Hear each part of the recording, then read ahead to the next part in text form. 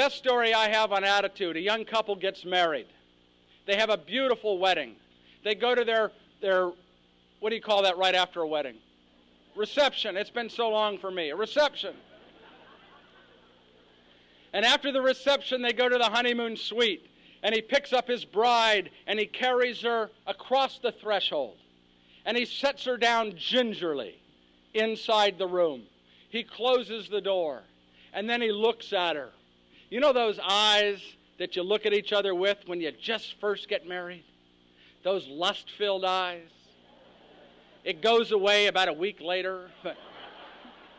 And then you got 60 more years to... Didn't we love each other once?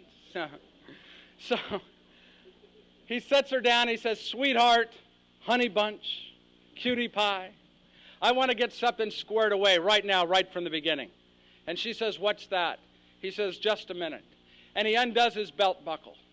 And then he undoes his trousers. And he slips his trousers off and he hands them to his new bride. And he says, you slip those on. Oh, you've done this. She looks at him kind of funny and she says, okay. And she takes his trousers and she steps into them. And she says, I can't wear your pants. They're too big for me. He said, you just remember that.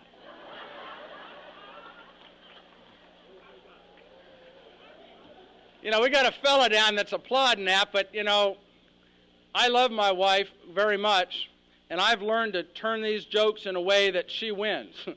So it makes life easier at home. So this was a woman of the new millennium. And so she thought for about a millisecond, and she slipped his trousers off, and then she slipped her little... I used to be polite and say drawers. And then a woman came up to me and said, my great-grandma wore drawers, I wear panties. And I said, all right. So she slipped her panties off and handed them to her husband and said, you slip those on. So he stepped into her little panties, and he's wriggling, and finally he says, I can't get into your panties.